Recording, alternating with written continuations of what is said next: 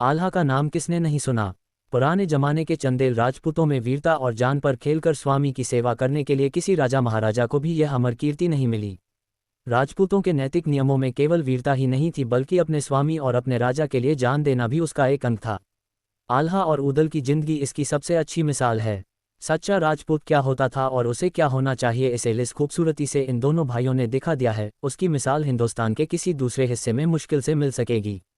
आल्हा और उदल के माँ के और उसको कारनामे एक चंदेली कवि ने शायद उन्हीं के जमाने में गाए, और उसको इस सूबे में जो लोकप्रियता प्राप्त है वह शायद रामायण को भी न हो।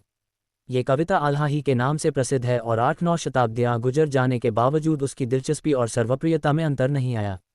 आल्हा गाने का इस प्रदेश में बड़ा रिवाज है। देहात में लोग हजारों की संख्या में आल्हा सुनने के लिए जमा होते हैं। शहरों में भी कभी कभी यह मंडलियाँ दिखाई दे जाती हैं।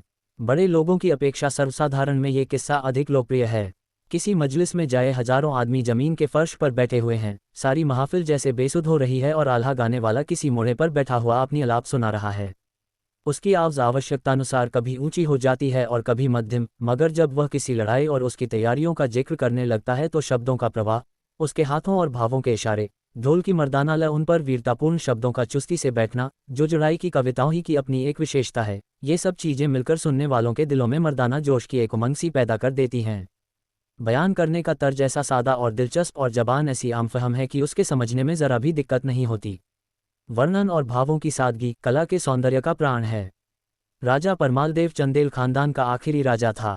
13वीं शताब्दी के आरंभ में वह खानदान समाप्त हो गया। महोबा, जो एक मामूली कस्बा है, उस जमाने में चंदेलों की राजधानी था।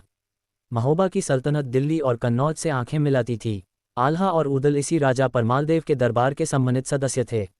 ये दोनों भाई अभी बच्चे ही थे कि उनका बाप जसराज एक लड़ाई में मारा गया। राजा को अनाथों पर तरस आया, उन्हें राजमहल में ले आए और मोहब्बत के साथ अपनी रानी मलिन्हा के सुपुर्द कर दिया। रानी ने उन दोनों भाइयों की परवरिश और लालन पालन अपने लड़के की तरह किया। जवान होकर यही दोनों भाई बहादुरी में सारी दुनिया में मशहूर हुए। इन्हीं दिलावरों के कारनामों ने महोबे का नाम रोशन कर दिया है।